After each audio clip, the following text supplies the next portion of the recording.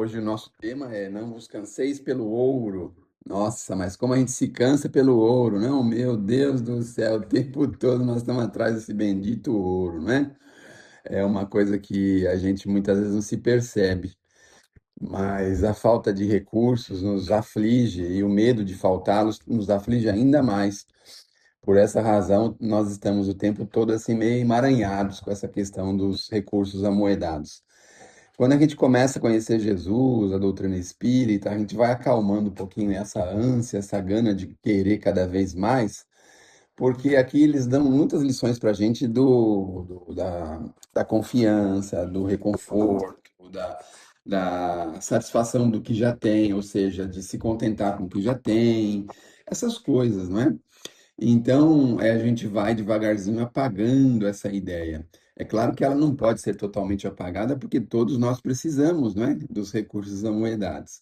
Mas nessa lição, ele mostra para a gente muita tranquilidade, como é que nós fazemos, como é que nós podemos fazer aí para seguirmos adiante sem nos debatermos com a questão do ouro, né? Não vos fadigueis ou não vos canseis por possuir o ouro, a prata ou outra moeda em vossos bolsos. Não prepareis saco para a viagem, nem dois fardos, nem calçados, nem cajados, porquanto aquele que trabalha merece ser sustentado.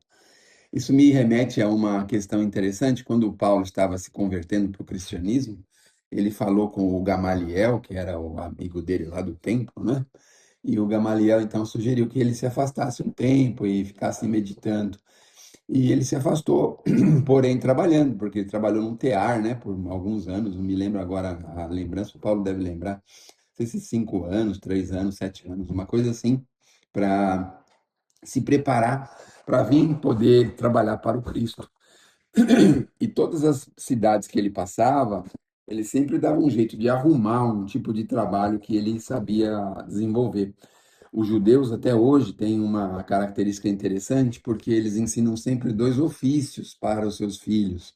Então, os filhos precisam saber pelo menos dois tipos de coisas, dois tipos de profissão. Hoje, nos tempos modernos, né, o judeu que se pregna, se preza, normalmente ele é médico. Uma das primeiras profissões que ele tem é de ser médico. E por que ser médico? Porque a medicina pode ser exercida em qualquer parte do mundo. Olha que interessante, não é? E o segundo ofício é sempre um ofício manual, alguma coisa que possa fazer com que ele nunca passe fome nem vergonha de ter se afundado em problemas financeiros, né? Então, a gente vê nessa tradição de que nós precisamos agora com o Cristo entender que com o tempo as coisas vão mudando, né? Bom, ele continua dizendo assim: ao entrar em qualquer cidade ou aldeia, procura saber quem é digno de vos hospedar e ficai nesta casa, até que vá embora de novo. Entrando na casa, saudai a casa mais ou menos assim, não é? Que a paz seja nessa casa. Se a casa for digna disso, a vossa paz virá sobre ela. Se ela não for, a vossa paz voltará para vós. Nossa, mas que coisa curiosa isso, né? Esse ensinamento de Jesus. Se não for digna, não vai ficar com a casa, vai voltar para a gente, não é? E alguns anos atrás, não sei se ainda hoje, muitos espíritas se cumprimentam assim, né? Muita paz, muita paz, muita paz, né? Então eles ficam testando a gente para ver se a gente pode receber aquilo ou não. Ou se estão jogando paz para eles mesmos, né? Porque se a gente não pode receber, quem recebe são eles, não é? Então a gente vai aprendendo isso, que na verdade Jesus pede para abençoar o lugar que está te acolhendo, que está te recebendo. Não tomar nenhum tipo de providência diferente dessa, não é?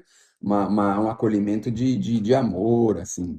Quando alguém não vos queira receber nem escutar, faz o seguinte: sacode o pó dos seus sapatos, né?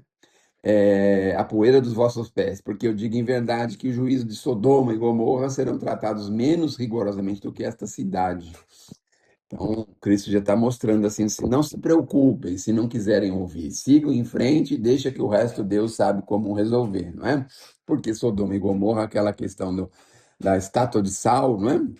A cidade que vivia numa situação muito complicada, muito difícil, cheia de problemas, e aí houve lá uma catástrofe, vamos dizer assim, e dentro dessa catástrofe teve aquela imagem, né, de não poder olhar para trás para não virar sal, né, uma estátua de sal, né, vamos dizer assim. Tem todos uns simbolismos aí a respeito, mas não é essa a questão. Mas a questão é assim, se você for fazer ou falar alguma coisa numa casa, ou com amigos, numa cidade, em algum lugar, e as pessoas não estiverem aptas ou não quiserem receber aquilo, não se preocupe, deixe que a providência divina cuida desse lugar, não é? Porque muitas vezes precisa, as pessoas para despertarem para determinadas situações, muitas vezes precisam de um problema maior, não é? A gente vê no livro dos Espíritos que muitos desses problemas grandes que acontecem nas cidades, nos países, é justamente para fazer o país avançar. Então, vem aquelas coisas naturais fortes, aquelas coisas difíceis, é justamente para as pessoas se unirem e aquele país avançar, né? Bom, mas ele continua dizendo aqui para a gente. Naquela época, nada tinham de estranhar essas palavras de Jesus, que dirigiu-se a seus apóstolos quando os mandou pela primeira vez anunciar a boa nova. Estavam de acordo com os costumes patriarcais do Oriente, onde o viajor encontrava sempre acolhida na tenda de alguém, ou seja, antes, os viajantes eram raros. Entre os povos modernos, o desenvolvimento da circulação houve de criar costumes novos. Os dos tempos antigos somente se conservavam em países longínquos, onde ainda não penetrou o grande movimento. Se Jesus voltasse hoje, por exemplo, já não poderia dizer aos seus apóstolos: Ponde-vos a caminho sem provisões, né? Olha aí o Kardec. Kardec querendo ser prudente, né? Para que ninguém se lance aí ao caminho sem provisões. Mas eu posso dizer o seguinte: é certo que São Paulo é uma cidade acolhedora e cheia de benefícios. Aqui em São Paulo, por exemplo, a pessoa poderia vir aí sem se preocupar muito com as provisões, porque, nossa, a gente tem tantos recursos de provisões, tantos trabalhos sociais, tantas coisas acontecem em São Paulo, não é? Que a pessoa até poderia vir. Mas eu não posso dizer de outras cidades, né? Porque eu ouvi falar que São Paulo é uma grande exceção dentro do Brasil. A maioria das cidades aí, a grande maioria, não acolhe assim as pessoas em necessidade como o São Paulo acolhe, né? Bom, quanto aos que não quisessem receber nem ouvir, recomendou ele porventura aos apóstolos que os amaldiçoassem, que lhes impusessem, que os usassem de violência e de constrangimento para converterem ele na marra? Não, simplesmente mandou que fossem embora à procura de pessoas de boa vontade. Então é assim, não importa, se não quer receber, a gente segue em frente, segue adiante, do mesmo jeito que seguiria adiante daqueles que receberam. Porque aqueles que conseguiram receber, conseguiram aceitar, conseguiram se encaminhar, conseguiram se melhorar, certamente terão seus compromissos, o seu desenvolvimento perante as leis de Deus. E a nossa tarefa foi só semear ali naquele terreno. É a mesma coisa da parábola do semeador, não é? A gente vai jogar sementes em terras boas, mas também pode cair em pedras, em terra seca, em lugares mais difíceis, não é? E junto aos espinhos. Então, o importante é a semeadura, é semear. E o resto a gente tem que deixar mesmo para a providência. Bom, o mesmo diz hoje o Espiritismo a seus adeptos: não violenteis nenhuma consciência e ninguém a forceis para que deixe a sua crença, a fim de adotar a vossa. Não anatematizeis os que não pensam como vós, acolhei os que venham ter convosco, e deixai tranquilos os que repelem. Lembrai-vos das palavras do Cristo: outrora o céu era tomado com violência, hoje o céu é tomado pela brandura. Então, muito mais do que forçar as pessoas a tomar determinadas atitudes, muito mais do que isso, é a gente confiar de que as coisas vão chegar na hora certa, no momento certo. E outra, nem todo mundo está em condição de ouvir aquilo que nós temos para falar. Então, a gente precisa ter uma espécie de desconfiômetro, né? Se a pessoa não quer ouvir, se a pessoa não quer seguir adiante com aquilo, não tem problema, a gente continua e a pessoa continua com a trajetória dela. O que a gente não pode fazer é, assim, com muito amor, né? Tentar fazer com que as pessoas, né, entendam como a gente, as coisas que a gente entende.